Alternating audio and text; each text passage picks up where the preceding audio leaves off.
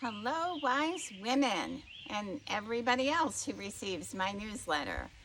Well, it's a very warm day here in Vermont, and I'm sitting outside of one of our little hideaways for our retreat, which will be opening August 18th. These little tiny hideaways, and just stay tuned to follow me on Facebook. You can hear more about that.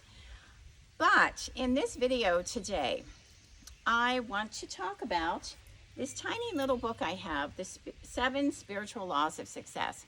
So I'm going to be writing some of my Friday newsletter blogs in regards to these 7 spiritual laws.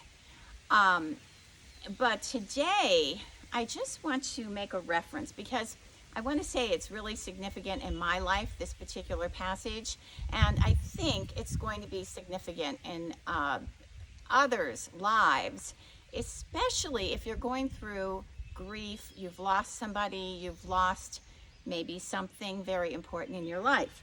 So one of the spiritual laws is the law of least effort. And this is a kind of a hard one to understand sometimes, and I'll write more about this too.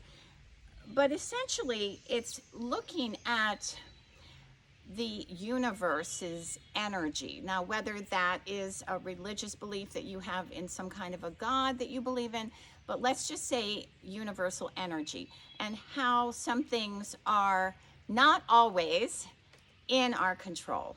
Okay, and I've talked about this before too, that like the more we push back and we fight at something that we want to try to have control over, then the more anxious it makes us, the more it just throws us completely off balance. So I'm going to read something here from this tiny little book.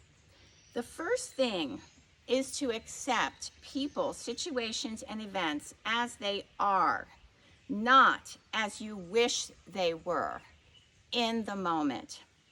This moment as it should be, because it took the entire universe to make this moment. When you struggle against this moment, you struggle against the entire universe. This is important. You can intend for things to be different in your future, but in this moment, accept things as they are. In this moment, accept things as they are. I just find that to be so important in my life, with my 5 adult children, with other relationships I have in my life, my work with clients, accepting the women that I work with, the clients I work with, as they come to me, as they are. We can hope to change things in our future and work towards that change, work towards that liberation, work towards feeling better, having more hope. But it's also very important to live in the moment. Live in the moment and accept things as they are. Because that is where we're going to find the ultimate peace and where harmony begins to develop into our lives. So I invite you to think about this principle, this spiritual law. Think about how it applies to your life. How much do you push back trying to control something that you're fighting the universe against? You know, I just really think it's important that we stay present, we stay in our bodies, we see how we feel, and we don't keep fighting against something that we can't change. Sometimes we do have to let go of it. We have to surrender to it. Well, think about this.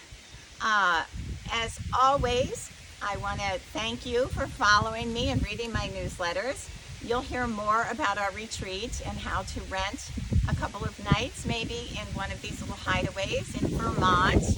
It's so beautiful in Vermont in the summertime, even in the heat, which we might be even at 90 degrees today. It's very warm, but it still is the most beautiful place on the planet. All right, have a wonderful weekend ahead. Thank you so much, and I'll see you next week.